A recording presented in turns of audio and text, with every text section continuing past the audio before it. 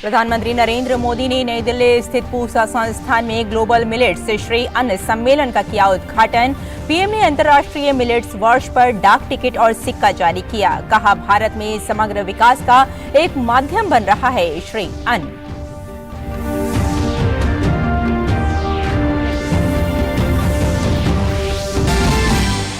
प्रधानमंत्री नरेंद्र मोदी और बांग्लादेश की प्रधानमंत्री शेख हसीना आज वर्चुअल माध्यम से भारत बांग्लादेश मैत्री पाइपलाइन का करेंगे उद्घाटन। 377 करोड़ रुपए की लागत से बनी है भारत और बांग्लादेश के बीच पहली सीमा पार ऊर्जा पाइपलाइन। दोनों देशों के बीच ऊर्जा सहयोग को मिलेगा बढ़ावा।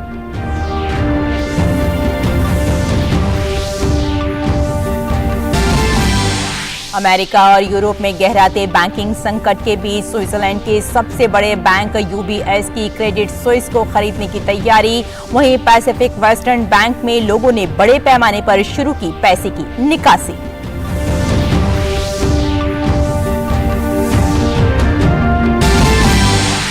पाकिस्तान में पूर्व प्रधानमंत्री इमरान खान को लाहौर हाई कोर्ट से मिली राहत। आतंकवाद से जुड़े 8 मामलों और एक दीवानी मामले में मिली हिफाजती जमानत।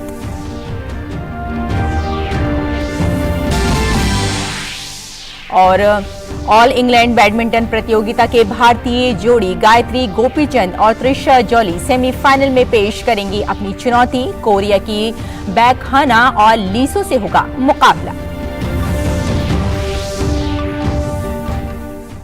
नमस्कार, आप देख रहे हैं डीडी न्यूज और मैं हूं आपके साथ रेशमा। आइए विस्तार से अब खबरों पर नजर डालते हैं। प्रधानमंत्री नरेंद्र मोदी ने आज नई दिल्ली स्थित पूसा संस्थान में ग्लोबल मिलेट्स श्री अन्न सम्मेलन का उद्घाटन किया। इस सम्मेलन में 100 से भी ज्यादा देशों के प्रतिनिधि शामिल हुए।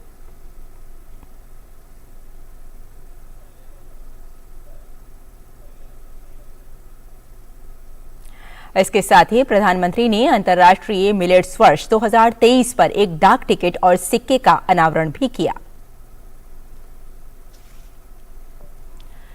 पीएम मोदी ने श्री अन्न वैश्विक उत्कृष्ट शोध केंद्र का भी शुभारंभ किया।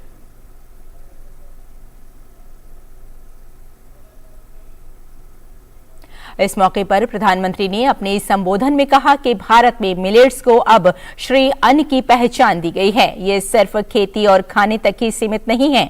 श्री अन्न भारत में समग्र विकास का एक माध्यम बन रहा है। इसमें गांव और गरीब भी जुड़ा है। प्रधानमंत्री ने कहा कि भारत का मिलेट्स मिशन देश के 2.5 करोड़ किसानों के लिए वरदान साबित होने वाला है। जब मिलेट्स का मार्केट बढ़ेगा तो इससे 2.5 करोड़ किसानों की आय में वृद्धि होगी। जब मिलेट श्री अन्न का मार्केट बढ़ेगा तो इन 2.5 करोड़ छोटे किसानों की आय बढ़ेगी। इससे ग्रामीण अर्थव्यवस्था को भी बहुत लाभ मिलेगा। प्रोसेस्ड और पैकेज फूड आइटम्स के जरिए मिलेट्स अब स्टोर्स और मार्केट तक पहुंच रहा है। बड़ी संख्या में एफपीओज इस दिशा में आगे आ रहे हैं। स्वयं सहायता समूहों के जरिए महिलाएं भी मिलेट्स के उत्पाद बना रही है। गांव से निकलकर ये प्रोडक्ट्स मॉल और सुपर मार्केट तक पहुंच रहे हैं। यानी देश में एक पूरी सप्लाई चेन विकसित हो रही है। इससे युवाओं को रोजगार भी मिल रहा है और छोटे किसानों की भी बहुत बड़ी मदद हो रही है। प्रधानमंत्री ने कहा कि श्री अन्न सदियों से भारत में जीवन शैली का हिस्सा रहा है। प्रधानमंत्री ने कहा कि भारत इससे जुड़ी तकनीकी मित्र राष्ट्रों के साथ साझा करना चाहता है।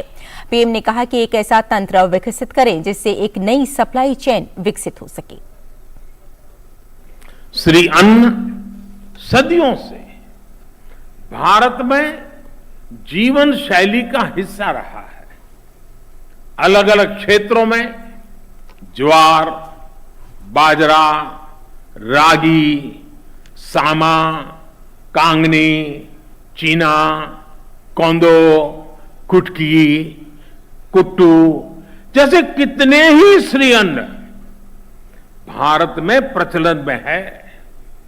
हम श्री अन्न से जुड़ी अपनी कृषि पद्धतियों को, अपने अनुभवों को विश्व के साथ साझा करना चाहते हैं। जिन मित्र देशों के एग्रीकल्चर मिनिस्टर यहां उपस्थित हैं, मैं उनसे विशेष आग्रह है कि हम इस दिशा में एक स्टेबल मैकेनिज्म डेवलप करें। इस मैकेनिज्म से आगे चलकर फील्ड से लेकर मार्केट तक, एक देश से दूसरे देश तक एक नई सप्लाई चेन विकसित हो, ये हम सबकी साझा जिम्मेदारी है। प्रधानमंत्री ने कहा कि आज फूड हैबिट से जुड़ी बीमारियां एक बड़ी समस्या बनती जा रही हैं। इन्हें उगाने में काफी ज्यादा केमिकल का इस्तेमाल किया जा रहा है। प्रधानमंत्री ने जोर देते हुए कहा कि श्री अन्न ऐसी सभी समस्याओं का समाधान है। आज दुनिया दो तरह की चुनौतियों से जूझ रही है। एक तरफ ग्लोबल साउथ है, जो अपने गरीबों की फूड सिक्योरिटी को लेकर चिंतित है।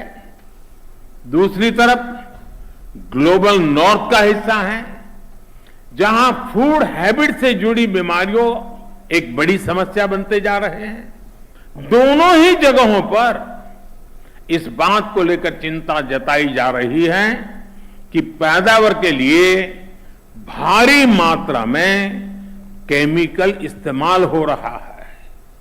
लेकिन श्री अन्न ऐसी हर समस्या का भी समाधान देते हैं। ज्यादातर मिलेट्स को उगाना आसान होता है, इसमें खर्च भी बहुत कम होता है और दूसरी फसलों की तुलना में ये जल्दी तैयार भी हो जाता है। ग्लोबल फूड सिक्योरिटी के लिए संघर्ष कर रहे विश्व में श्री अन्न बहुत बड़ी सौगात की तरह है। इसी तरह श्री अन्न से फूड हैबिट्स की समस्या भी ठीक हो सकती है। पीएम मोदी ने कहा कि भारत के प्रस्ताव और प्रयासों के बाद ही संयुक्त राष्ट्र ने 2023 को अंतर्राष्ट्रीय मिलेट्स वर्ष घोषित किया। उन्होंने कहा कि ग्लोबल मिलेट्स कॉन्फ्रेंस इसी दिशा का एक महत्वपूर्ण कदम है। भारत के प्रस्ताव और प्रयासों के बाद ही संयुक्त राष्ट्र ने 2023 को इंटरनेशनल मिलेट ईयर घोषित किया है। जब हम इसे किसी संकल्प को आगे बढ़ाते हैं तो उसे सिद्धि तक पहुंचाने की जिम्मेदारी भी उतनी ही अहम होती है। मुझे खुशी है कि आज विश्व जब इंटरनेशनल मिलेट ईयर मना रहा है तो भारत इस अभियान की अगुवाई कर रहा है। अगली खबर की ओर बढ़ते हैं। प्रधानमंत्री नरेंद्र मोदी और बांग्लादेश के प्रधानमंत्री शेख हसीना आज वीडियो कॉन्फ्रेंस के माध्यम से भारत बांग्लादेश मैत्री पाइपलाइन का उद्घाटन करेंगे। ये भारत और बांग्लादेश के बीच सीमा पार पहली ऊर्जा पाइपलाइन है, जिसे 377 करोड़ रुपए की लागत से बनाया गया है, जिसमें से पाइपलाइन के बांग्लादेश में निर्मित हिस्से पर लगभग 285 करोड़ रुपए की लागत आई है, जिसे अनुदान सहायता के तहत भारत सरकार ने वहन किया है। पाइपलाइन में प्रति वर्ष 1 million metric ton high speed diesel HSD पहुंचाने की क्षमता है। ये शुरुआत में उत्तरी बांग्लादेश के 7 जिलों में हाई स्पीड डीजल की आपूर्ति करेगी। भारत बांग्लादेश मैत्री पाइपलाइन के संचालन से भारत से बांग्लादेश तक HSD लाने ले जाने का एक स्थायी, विश्वसनीय, किफायती और पर्यावरण अनुकूल साधन स्थापित होगा और दोनों देशों के बीच ऊर्जा सुरक्षा में सहयोग को और बढ़ाएगा।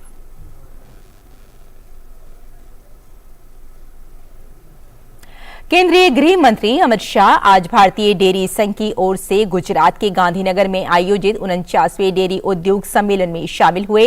इस अवसर पर अमित शाह ने कहा कि 1970 से 2022 तक भारत की जनसंख्या में 4 गुना वृद्धि हुई है और हमारे डेयरी क्षेत्र के कारण हमारा दूध उत्पादन 10 गुना बढ़ा है।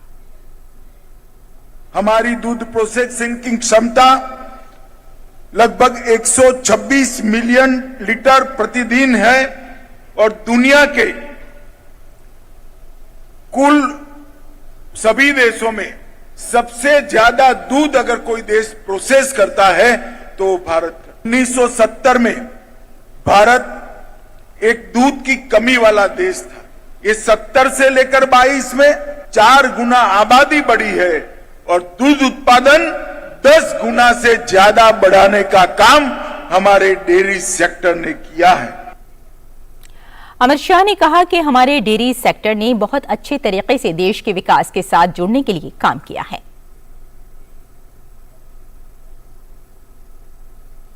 डेयरी क्षेत्र में जो डेवलपमेंट हुआ है उसमें आईडीए का बहुत महत्वपूर्ण योगदान रहा है। हमारे सामने इस डेयरी सम्मेलन में, डेयरी उद्योग सम्मेलन में 3 कैटेगरी रखी गई हैं। किसानों के लिए कुछ डेडिकेटेड सेशंस रखे हैं, टेक्निकल सेशंस रखे हैं, इंडस्ट्री के सेशन रखे हैं और कुल मिलाकर भारत के डेयरी क्षेत्र को विश्व में सबसे मजबूत डेयरी क्षेत्र बनाने के लिए सर्वांगीण चर्चा करने का यहां पर एक प्रयास हुआ है। और रक्षा मंत्री राजनाथ सिंह आज उत्तर प्रदेश की राजधानी लखनऊ में आयोजित एक होली मिलन समारोह में शामिल हुए। इस अवसर पर अपने संबोधन में रक्षा मंत्री ने कहा कि उत्तर प्रदेश में मुख्यमंत्री योगी आदित्यनाथ के नेतृत्व में हर क्षेत्र में विकास हो रहा है। बड़े बड़े अर्थशास्त्री भी इस बात को स्वीकार करने लगे हैं कि वह दिन दूर नहीं है कि 2027-2028 आते आते हमारा यह भारत दुनिया की टॉप 3 इकोनॉमीज में, यानी दुनिया की टॉप की 3 अर्थव्यवस्थाओं में आकर खड़ा हो जाएगा। यह विश्वास और भरोसा लोगों ने व्यक्त किया है। उत्तर प्रदेश भी विकास की पथ पर तेजी से आगे बढ़ रहा है। कानून और व्यवस्था का जहां तक प्रश्न है, मैं समझता हूं कि कानून और व्यवस्था के प्रश्न को लेकर कोई रंच मात्र भी सरकार के ऊपर संदेह नहीं कर सकता। हमारा यह विश्वास है। नॉर्थ ईस्ट में भाजपा की सरकार बनने पर खुशी जताते हुए राजनाथ सिंह ने कहा कि आज पीएम मोदी के नेतृत्व में पूर्वोत्तर के लोग देश के साथ और अधिक भावनात्मक जुड़ाव महसूस कर रहे हैं। त्रिपुरा में भी हमारी दोबारा सरकार बन गई। मेघालय और नागालैंड में भी हम लोगों की मिली जुली सरकार जैसी थी, पहले वह सरकार आ गई। और आपको जानकर यह खुशी होगी कि नॉर्थ ईस्ट, उत्तर पूर्व, जो भारत से पहले अपने को अलग थलग माना करता था, एक भावनात्मक लगाव जितना गहरा होना चाहिए उतना गहरा लोग महसूस करते थे कि नहीं है। आज भावनात्मक रूप से भी नॉर्थ ईस्ट पूरी तरह से भारत के साथ जुड़ चुका है। और इसका श्रेय यदि मैं किसी को देना चाहता हूं तो अपने भारत के यशस्वी प्रधानमंत्री श्री नरेंद्र जी मोदी को देना चाहता हूं। लोगों के साथ कैसे रिश्ता बढ़ाया जाता है। और यहां लेते हैं एक छोटा सा ब्रेक, जल्द हाजिर होते हैं। आप देखते रहिए डीडी न्यूज। पता है, लोग अक्सर मुझसे पूछते हैं कॉल सेंटर का स्टेडी जॉब क्यों छोड़ा। I wanted more out of life. बस मैंने अपना स्टार्टअप शुरू किया। जानना चाहोगे कैसे? Then start up your own business as an LIC agent. यहाँ सब कुछ है, great products, zero investment, leading organisation and unlimited opportunities. तो क्या आप तैयार हैं? LIC एजेंट बनो, अब बड़ा सोचो। हमारी वेबसाइट पर जाएं या अपनी नजदीकी LIC शाखा से संपर्क करें।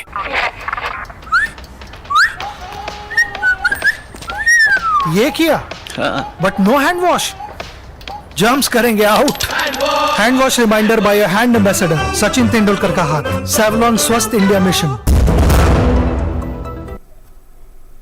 ब्रेक के बाद एक बार फिर आपका स्वागत है। आइए कुछ और खबरों की ओर बढ़ते हैं। केरल के 1 दिवसीय दौरे पर कोची गए सूचना और प्रसारण मंत्री अनुराग सिंह ठाकुर ने नेदुमुस्सेरी में मलयालम दैनिक मातृभूमि के शताब्दी समारोह के समापन सत्र में भाग लिया। इस अवसर पर केंद्रीय मंत्री ने कहा कि देश की आजादी की लड़ाई से लेकर आपातकाल के विरोध तक दैनिक मातृभूमि ने हर बार अहम भूमिका निभाई है। MP Virendra Kumar ji efforts to uphold India's democratic ethos during the emergency. Friends, Matrbhumi was started to strengthen India's freedom struggle and was among the brightest stars which led the unifying light against the colonial rule. Matrbhumi was born is also remembered for his works in Young India, Navjeevan and Harijan. Prabuddha Bharat was associated with Swami Vivekananda. Lokmanya Tilak nurtured Kesari and Maharatha. Gopala Krishna Gokhale was associated with Hitawada, and the list is endless. लोकतंत्र और देश निर्माण में media की महत्वपूर्ण भूमिका बताते हुए केंद्रीय मंत्री अनुराग सिंह ठाकुर ने कहा कि हमारे संविधान में सबको बोलने की आजादी है, लेकिन इस आजादी के साथ हमारी कुछ जिम्मेदारियां भी हैं। The Indian media, which understands the ground reality, will have to play a crucial role.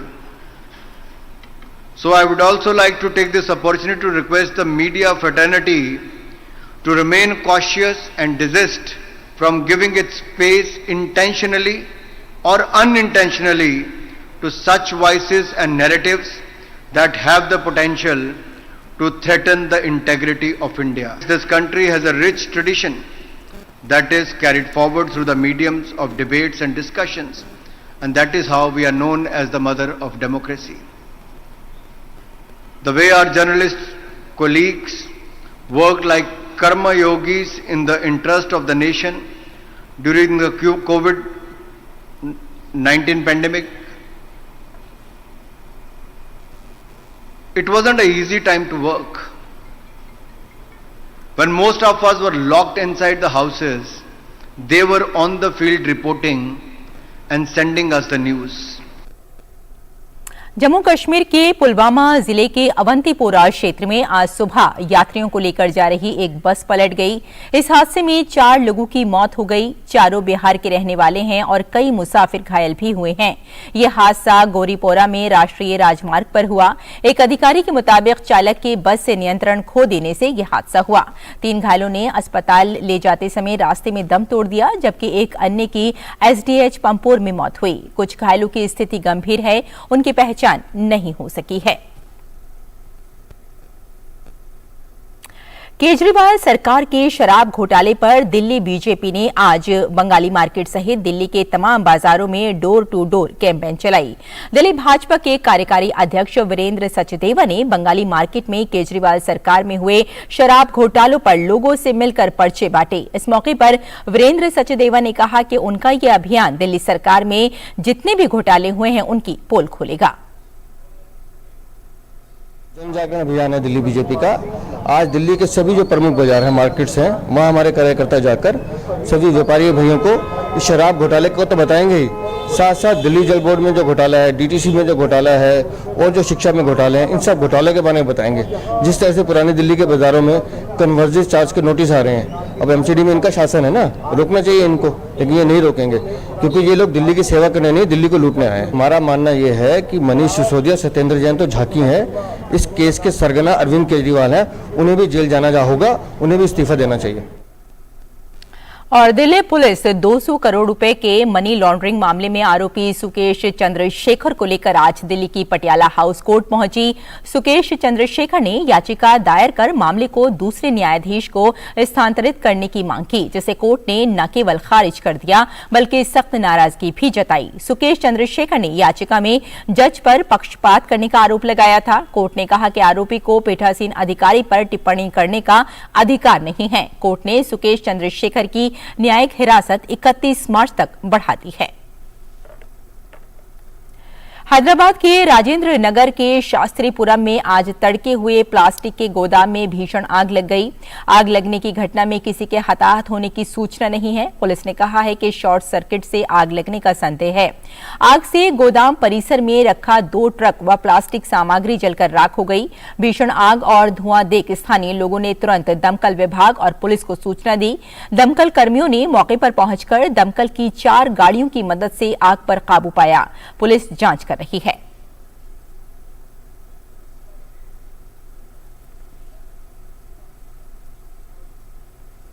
और यहाँ एक और छोटा सा ब्रेक लेते हैं, जल्द हाजिर होते हैं। देखते रहिए DD न्यूज।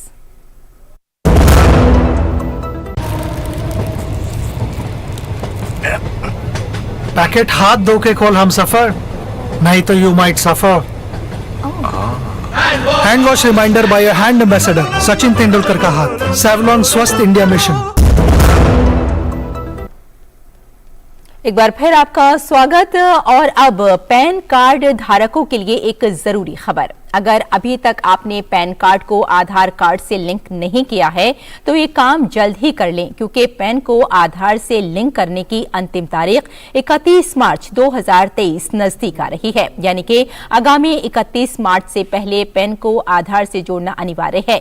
इस तारीख तक पैन कार्ड को आधार से लिंक नहीं कर पाएंगे तो फिर आपका कार्ड डीएक्टिवेट हो जाएगा। यानी इस काम को पूरा न करने पर आप अपने पैन का इस्तेमाल तमाम वित्तीय कार्यों में नहीं कर पाएंगे। इसलिए बिना लास्ट डेट का इंतजार किए कृपया आज ही अपने पैन और आधार को लिंक करें और असुविधा से बचें। सोशल मीडिया पर एक संदेश वायरल हो रहा है जिसमें दावा किया गया है कि सरकार निजी अस्पतालों की बजाय सरकारी अस्पतालों में सीजीएचएस लाभार्थियों के इलाज के लिए सीजीएचएस को आयुष्मान भारत स्वास्थ्य खाते से जोड़ना चाहती है। पीआईबी फैक्ट चेक के अनुसार ये मैसेज पूरी तरह से फर्जी है। स्वास्थ्य मंत्रालय की ओर से ऐसी कोई योजना नहीं चलाई जा रही है।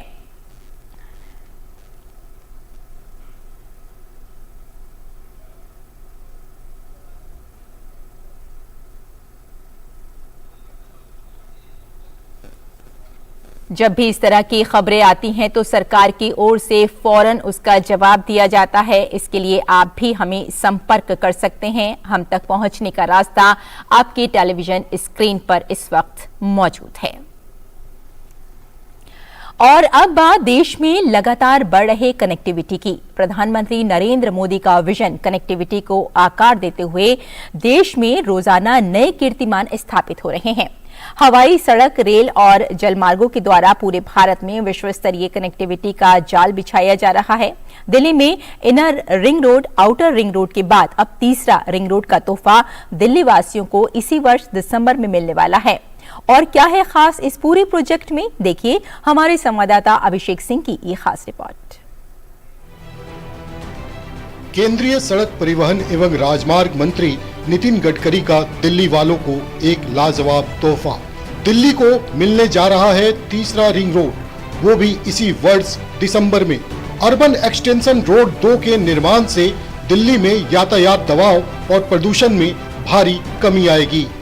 सबसे बड़ी बात, इस प्रोजेक्ट पर 20 लाख टन कचरा उपयोग किया जा रहा है, जो गाजीपुर और भलसवा से लाया जा रहा है। दिल्ली को ट्रैफिक से निजात दिलाने एवं एक जगह से दूसरे जगह जाने में जहां फिलहाल 1.5 से 2 घंटे का समय लगता है, वहां इस प्रोजेक्ट के निर्माण से पहुंचने में महज 15 से 20 मिनट का समय लगेगा। पर आज लगभग 60% काम हमारा पूरा हुआ है और आने वाले किसी भी स्थिति में, मैं दिसंबर तक पहले मैंने कहा था, पर अब देखने के बाद मुझे लगता है कि मैक्सिमम 6-6 महीने के अंदर हम इसका काम पूरा करके इनॉग्रेशन भी कर सकेंगे। कोई पार्ट तो जो आखिरी का था वो 90% पूरा हुआ है। ये रोड के जो डिटेल्स है, इसका ये लाइफ लाइन है दिल्ली की, क्योंकि दिल्ली में इसके पहले 2 रिंग रोड बने हैं। इसका प्रॉब्लम सबसे बड़ा ये है कि जो दिल्ली में पंजाब, हरियाणा, उत्तर प्रदेश, राजस्थान, हिमाचल, उत्तराखंड, कश्मीर, जो ट्रैफिक नॉर्थ टू वेस्ट या साउथ जाता है वो दिल्ली के बीच में से जाता है और इसलिए दिल्ली में ट्रैफिक जाम भी है और पोल्यूशन भी है। और फॉसिल फ्यूल के कारण 45% पोल्यूशन दिल्ली का इसी के कारण है। तो इसलिए स्वाभाविक रूप से अब पंजाब, हरियाणा से जो आएंगे, जिनको एयरपोर्ट आने के लिए 2 घंटा लगता था, वो 20 मिनट में आ सकेंगे। अर्बन एक्सटेंशन 2 तकरीबन 75 किलोमीटर लंबी और लगभग 8,000 करोड़ की लागत से तैयार की जा रही है, जिसके निर्माण के बाद दिल्ली से होकर गुजरने वाली 1 लाख से भी ज्यादा ट्रक, कंटेनर का बोझ और प्रदूषण दिल्ली को नहीं झेलना पड़ेगा। इस परियोजना का 5 चरणों में निर्माण किया जा रहा है। ये प्रोजेक्ट पश्चिमी दिल्ली को सीधे द्वारका एक्सप्रेसवे से जोड़ेगी, जो मुंबई तक जाएगी। बाद में इसे जेवर में बन रहे एयरपोर्ट से भी जोड़ा जाएगा। सड़क परिवहन एवं राजमार्ग मंत्रालय की योजना इस हाईवे को जयपुर तक पायलट प्रोजेक्ट के तौर पर ई हाईवे बनाने का भी है, जिस पर इलेक्ट्रिक बसें दौड़ेंगी। आज के हाईवे की शुरुआत हुई, वहां से लेकर जयपुर तक हम इलेक्ट्रिक हाईवे बनाएंगे। ये जो इलेक्ट्रिक हाईवे का मतलब ऐसा है कि इस पर electric bus, electric double decker bus, electric truck, जैसे रेलवे केबल लगाकर इलेक्ट्रिक की जाती है, वैसे दोनों साइड में लास्ट जो हमारा ये है लेन है, उसमें हम इलेक्ट्रिक का केबल डाल के ये इलेक्ट्रिक हाईवे, ई हाईवे बनाने का भी हम प्रयास कर रहे हैं। आने वाले समय में फॉसिल फ्यूल से हमारा पोल्यूशन कम हो, एक तरफ हमारे व्हीकल अल्टरनेटिव फ्यूल पर जाए और दूसरी ओर फॉसिल फ्यूल का कम से कम उपयोग हो। दिल्ली में फिलहाल 60,000 करोड़ की परियोजनाओं पर काम जारी है, जिसमें 20,000 करोड़ का काम पूरा हो चुका है, जिसके अंतर्गत मेरठ एक्सप्रेसवे और ईस्टर्न पेरिफेरल हाईवे का निर्माण पूरा किया जा चुका है। साथ ही केंद्रीय मंत्री नितिन गडकरी ने किसानों के आमदनी के लिए एक नए जरिए की शुरुआत करते हुए कहा कि उनकी पराली को खरीदकर विटामिन यानी डामर का निर्माण किया जाएगा, जिसका उपयोग सड़क निर्माण में किया जाएगा। यानी किसानों की आमदनी भी बढ़ेगी और दिल्ली वालों को पराली की वजह से होने वाले प्रदूषण से भी निजात मिलेगी। मंत्रालय की योजना आने वाले 2 वर्षों में दिल्ली के गाजीपुर और भलसवा में स्थित कूड़े को सड़क योजनाओं में उपयोग कर पूरी तरह से समाप्त कर देने का है। Abhishek Singh, DD news, Delhi. तो इस बुलेटिन में फिलहाल इतना ही, लेकिन डीडी न्यूज पर खबरों का सिलसिला जारी रहेगा। फिलहाल हमें ही इजाजत दें। नमस्कार।